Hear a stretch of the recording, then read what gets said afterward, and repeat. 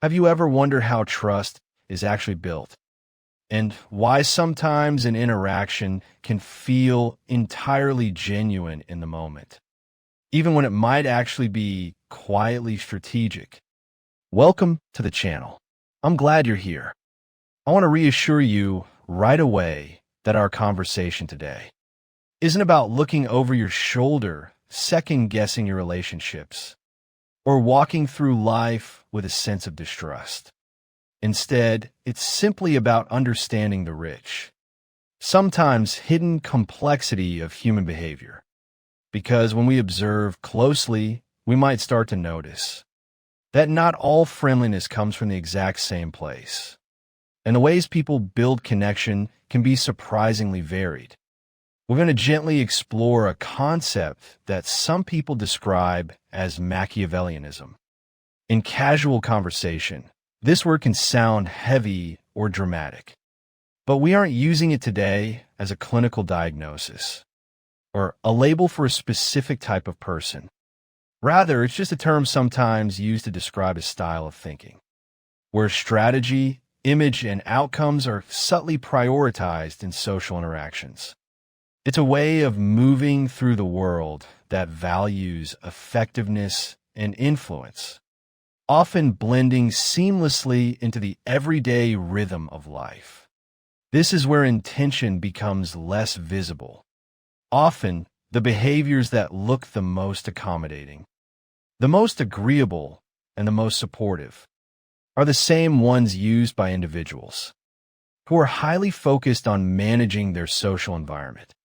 You might notice this in a workplace setting, for example, where a colleague seems effortlessly able to adapt their personality, depending on who is in the room. They know exactly what to say to the manager to appear indispensable, and they know exactly how to joke with the team to seem relatable and down-to-earth. It's a remarkable kind of social intelligence. But the driving force behind it might be less about forming a deeply rooted personal bond and more about securing a favorable position or ensuring a smooth path to a specific goal. Here's what people often overlook. This kind of strategic friendliness doesn't usually look sinister or calculated in the ways movies portray it. It doesn't look like a villain plotting in the shadows. Most of the time, it just looks like a really great listener. It looks like someone who remembers your coffee order, asks about your weekend, and validates your frustrations with a gentle nod. People who navigate the world with a focus on strategy understand that the currency of influence is likability.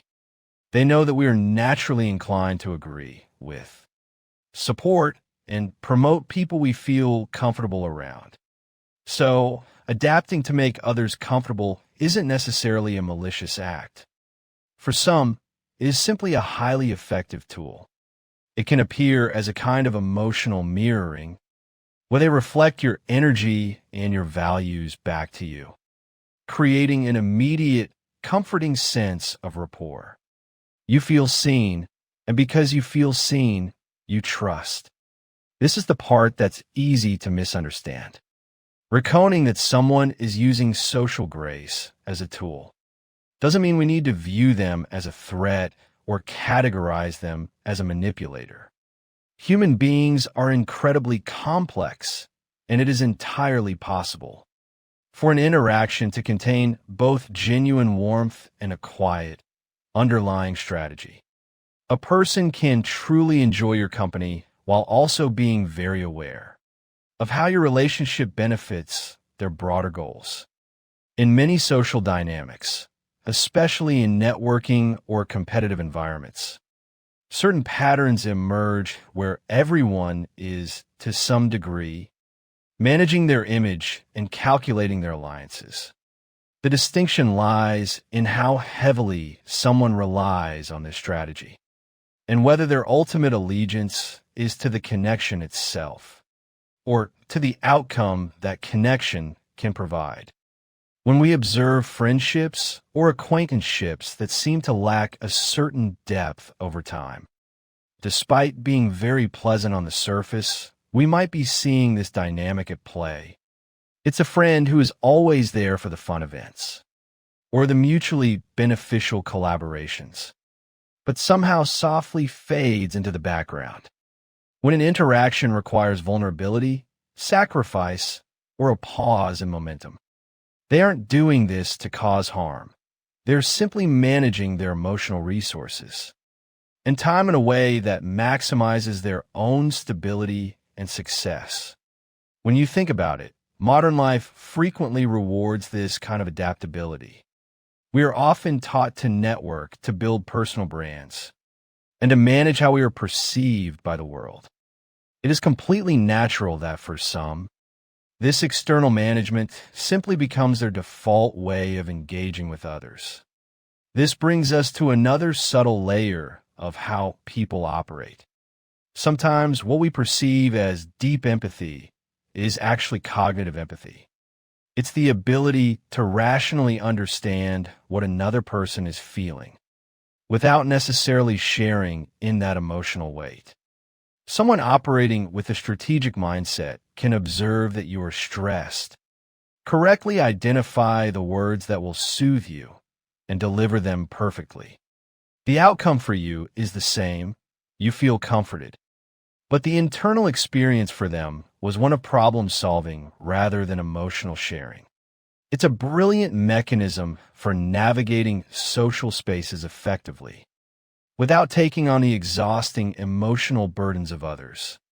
This is a very delicate nuance, and it highlights why it can be so difficult to articulate.